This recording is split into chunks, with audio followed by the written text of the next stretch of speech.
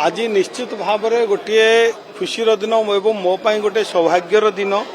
जे आमे जो असहाय प्राणी सहायक योजना माध्यम असहाय गोरु गाई मानू आज आमे आर्थिक सहायता प्रदान करिचु। पाखापाखि 66 गोशाला को 20,000 रु ऊर्ध्व असहाय देशी गाई गोरु मानकर भरण पोषण पाई आज आमर सरकार मोहन माझी सरकार 8,96,00,000 टंका आज तांकु सपोर्ट करा जायछि, जोटा कि गोटे गाई को दिन बा वर्ष को 20,000 टंका हिसाब रे पाखापाखि 20,000 गाईर खाइबा पइबा तांकर चिकित्सा व्यवस्था पाई 8,96,00,000 टंकार सहायता प्रदान करा जायछि। एवं आपण माने जानी खुशी हेबे आज मध्य किछि नुआ गोशाला जोटा कि पाखापाखि 13टा गोशाला को आज आमे गुहाल लेटर इश्यू करिचु एवं 4,68,00,000 टंका मध्य आज अर्थ राशि मध्य सहायता प्रदान करा जायछि। एवं जोटा रहिछि भर्मिंग कंपोस्ट पाई मध्य 47 नंबरटा आमे आज देइचु वर्कर देइचु, जोटा कि 2,15,00,000 टंकार पाखापाखि आज 15 कोटी ऊर्ध्व सहायता राशि विभिन्न गोशाला भर्मिंग कास्ट एवं असहाय गोरु गाई मान आमर प्रिय मुख्यमंत्री आज प्रदान करिसेंती। आगामी दिन में ओडिशा रे किपरि भाव में गोमातार सुरक्षा हबो, गोसंख्या वृद्धि हबो, जोटा कि आम सरकार आमे कहितलु 200टा गोशाला करिबा पई वर्तमान विभिन्न सामाजिक संस्थान सामाजिक अनुष्ठान युवक माने एई दिगर मध्य आग्रही आसुचंती। आम सरकार जोटा कि आमे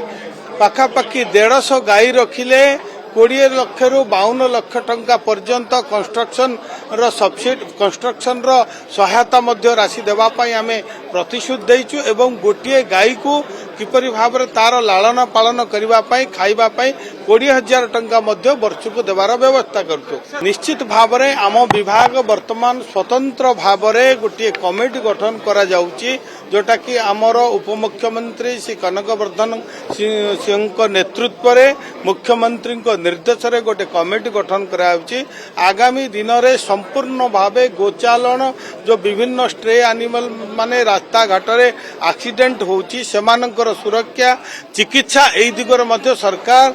पूरा पदक्षेप नौचन, जोटा कि आपण मानकर एबे गोमाता योजना करा जायछि, जो थिरे कि 300 कोटी टंकार ऊर्ध्व रही, जोटा कि गोमाता योजना रे गाई गोरु एवं पशु मानकर केवल चिकित्सा खर्च करा जायछि। एवं आपण माने देखिचंती जे आमर गोटे जुगान्तकारी योजना मुख्यमंत्री तांकर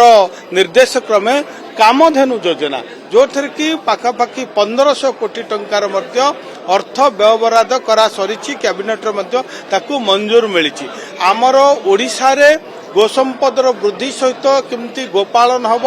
दुग्ध उत्पादन बढ़िब, ग्रामांचल रे लोक माने कृषि परे किपरि भाव में गोसंपद को अर्थनैतिक हिसाब रे ग्रहण करिवे, अर्थ उत्पार्जन हो पारिबो, ग्रामांचल युवक युवती महिला माने स्वावलंबी हो पारिबो, एई दिग नै सरकार मध्य वर्तमान चिंता कमिटीर कार्य रहिबो। संपूर्ण रूपरेख रहिबो जे ओडिशा रे किपरि भाव में गोचालन बंद हबो, अधिक अधिक गोशाला खोलिब, दुग्ध उत्पादन वृद्धि पाइब,